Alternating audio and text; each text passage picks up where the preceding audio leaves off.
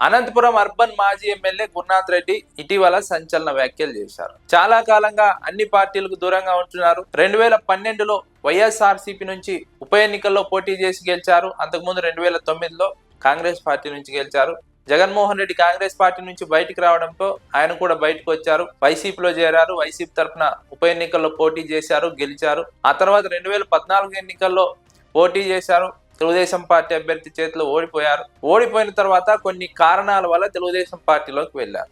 అయితే మళ్ళీ తప్పు తెలుసుకొని వైఎస్ఆర్సీపీలో చేరారు 2019 ఎన్నికల తర్వాత. అయితే ఆయన వైఎస్ఆర్సీపీని వీడి తెలుగుదేశం పార్టీలో చేరిన సందర్భంలో అనంతపురం అర్బన్ సమన్వయకర్తగా మాజీ ఎంపీ అనంత వెంకటరామరెడ్డికి అప్పుడు జగన్మోహన్ రెడ్డి అవకాశం ఇచ్చారు. 2024 ఎన్నికల్లో ఆయనకి అవకాశం ఇచ్చారు.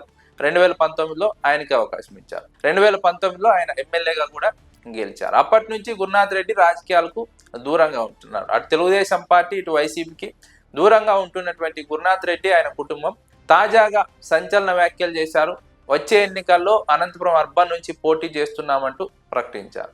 దాదాపు 10 ఏళ్లుగా ప్రత్యక్ష రాజకీయాలకు దూరంగా ఉంటున్నప్పటికీ అనంతపురం అర్బన్ ప్రజలు మాత్రం తమ సేవలను మర్చిపోలేదు, తమపై ఉన్నటువంటి అభిమానాన్ని మానుకోలేదంటూ గురునాథ్ రెడ్డి సంచలన వ్యాఖ్యలు చేశారు. వారి కోసం మళ్ళీ రాజకీయాల్లోకి వస్తాం, ప్రత్యక్ష ఎన్నికల్లో పోటీ చేస్తాం తమ కుటుంబం నుంచి అంటూ గురునాథ్ రెడ్డి చేసినటువంటి వ్యాఖ్యలు రాజకీయంగా ఆసక్తి రేపుతున్నాయి. అయితే గురునాథ్ రెడ్డి ఏ పార్టీ నుంచి పోటీ చేస్తారు అన్నది ఇప్పుడు ప్రశ్న. అయితే తెలుగుదేశం పార్టీలో ఆయనకు అవకాశం లేదు, అలాగని జనసేన పార్టీలోకి వెళ్ళడానికి అవకాశం ఉండదు. ఆయన గతంలోనే వైఎస్ఆర్సీపీ ఎమ్మెల్యేగా పనిచేశారు. వైసీపీ నుంచి పోటీ చేసి ఓడిపోయారు. అంతకుముందు కాంగ్రెస్ పార్టీలో సుదీర్ఘకాలం వారి కుటుంబం ఉంది. వైఎస్ రాజశేఖర రెడ్డికి వారి కుటుంబం చాలా సన్నిహితంగా ఉంది. ఇలాంటి నేపథ్యంలో మళ్ళీ వైఎస్ఆర్సీపీలోకి వస్తారు అన్న ప్రచారం అయితే జరుగుతోంది.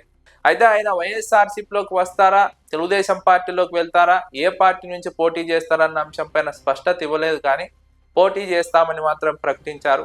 ఆయనకున్నటువంటి బలం కానీ కార్యకర్తల అభిమానం కానీ కాంగ్రెస్ పార్టీతో మొదలైంది. ఆ తర్వాత వైఎస్ఆర్సీపీ వరకు అదే కొనసాగింది. ఇప్పటికీ వైఎస్ఆర్సీపీ వారు కాంగ్రెస్ వారే ఆయనకున్నటువంటి మద్దతుదారులు, ఆయనకున్నటువంటి బలం.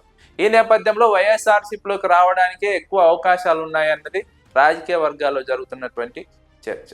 ఈ నేపథ్యంలో అనంతపురం వైఎస్ఆర్సీపీలో కీలకమైనటువంటి చర్చ మొదలైంది. గురునాథ్ రెడ్డికి వైసీపీ అధిష్టానం ఆహ్వానం పంపిందా? గురునాథ్ రెడ్డి కలిశారా?